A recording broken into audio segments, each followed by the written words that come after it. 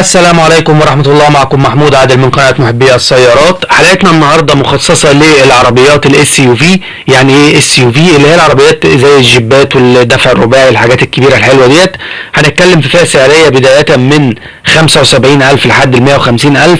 هي للأسف الفئة ديت ما فيهاش اختيارات كتير، بس فيها برضو كذا اختيار كده هنجيبه لحضراتكم. قبل ما نبدأ حلقتنا، لو انت أول مرة تشوف القناة بتاعتنا ما تنساش تشترك معانا ولايك لفيديوهاتنا وتفعل زر الجرس عشان يوصلك كل جديد منا بإذن الله. يلا نبدأ حلقتنا مع بعض. ومعنا اول عربية هي العربية الجيب شيروكي. طبعا هي من اشهر العربيات في الفئة ديت.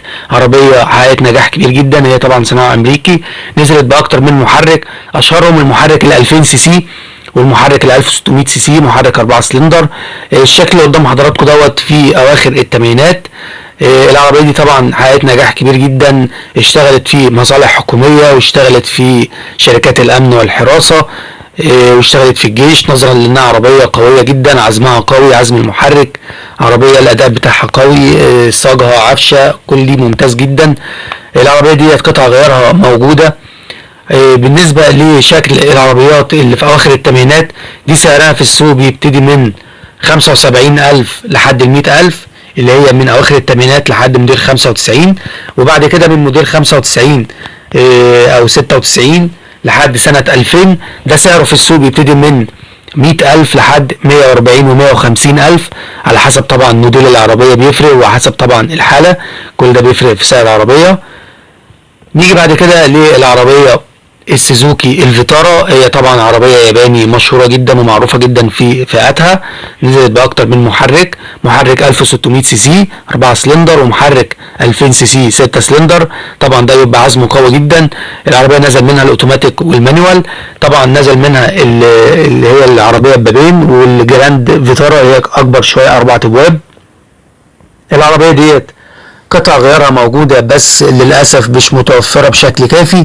العربية بتمتاز بصراحة بجمال تصميمها، خاصة في الشكل الجديد. جمال تصميمها فيه انسيابية كده، تحس ان الرفارف منفخة، مديها عرض بصراحة، مديها منظر ممتاز. العربية دي طبعا ارتفاعها على الأرض مناسب جدا.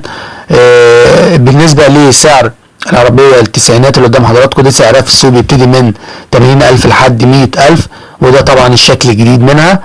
سعره بيبتدي في السوق من 110,000 لحد 140 و150,000، على حسب طبعا حالة العربية، وإذا كانت طبعا بابين أو باب واحد. دي اللي قدام حضراتكم دي الجراند 4 أبواب، كل ده بيفرق في سعر العربية، ودي الباب واحد. نيجي بعد كده للعربية الدايهاتسو تيريوس، موديل أواخر التسعينات وموديل 2000. هي عربية طبعا ياباني معروفة جدا في السوق.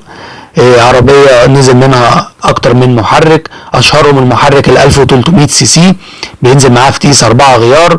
العربية دي طبعا قطع غيارها متوفرة بس مش بشكل كافي برضو. العربية دي يا جماعة فيها عيب قاتل جدا، اللي هو العرض بتاعها مش ماشي مع ارتفاعها. يعني هي ارتفاعها تحسها عالية وكنزة، فده بيديها طبعا ضعف في الثبات مع السرعات. ده بصراحة عيب قاتل جدا فيها. وهم صراحة يعني في الموديلات الجديدة بتاعتها عدلوا الابعاد ديت، بس مش بشكل كافي، بس طبعا افضل بكتير جدا من الموديلات اللي هي التسعينات.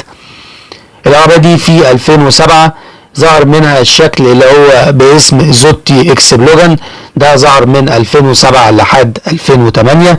هو نفس البودي بتاع العربية، اختلافات بسيطة جدا، يعني نفس الظهر، بس اختلافات في شكل الفوانيس الأمامية. طبعا ده الشكل العربية الزوتي اكس بلوجان، هي نفس العربية تقريبا. العربية دي مشكلتها ان هي ضعف المحرك اثناء تشغيل التكييف مع السرعات، وصاغها يعني ضعيف مش قوي بصراحة. العربية ما حققتش نجاح في السوق، اللي هو برضو يعني زي العربيات المثيلة لها في نفس الفئة السعرية.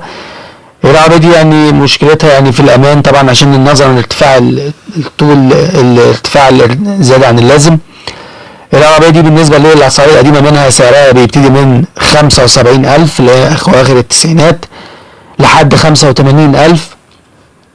وبالنسبة للعربية الزوتي الاكس بلوجان، سعرها في السوق يبتدي من 60 و65,000 لحد 75,000، على حسب طبعا نظافة العربية. طبعا ده الشكل الجديد منها اللي قدام حضراتكم، متعدل في الأبعاد خالص، شكله أحسن بكتير طبعا. ده سعره في السوق بيبتدي من 120 و130,000 لحد 160,000، على حسب طبعا موديل العربية اذا كانت طبعا باب واحد يعني كنز او جراند، ده بيفرق في السعر طبعا. وبكده يا جماعه نكون اتكلمنا عن العربيات اللي احنا رشحناها النهارده. هنتكلم عن افضل ترشيح فيهم في الثلاث عربيات اللي احنا جبناهم ده.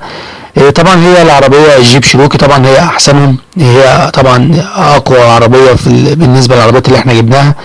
والفيتارا بصراحه ممكن يعني تاخد ترتيب رقم 2 بعديها. ده بالنسبه لو انت حابب تركب الفئه ديت، عربيه قطع غيارها موجوده، عربيه شكلها موجود يعني مقبول ويعني محقق نجاح كبير جدا، ممكن ينفع معاك. العربيه الصيني طبعا ما لهاش اعاده بيع قد كده. وبكده يا جماعه نكون وصلنا لحد اخر حلقتنا معاكم النهارده. اتمنى ان الحلقه تكون عجبت حضراتكم، وان شاء الله الحلقه اللي جايه مع عربيات تانية وترشيحات تانية ان شاء الله. واشوفكم على خير في الحلقه القادمه، والسلام عليكم ورحمه الله وبركاته.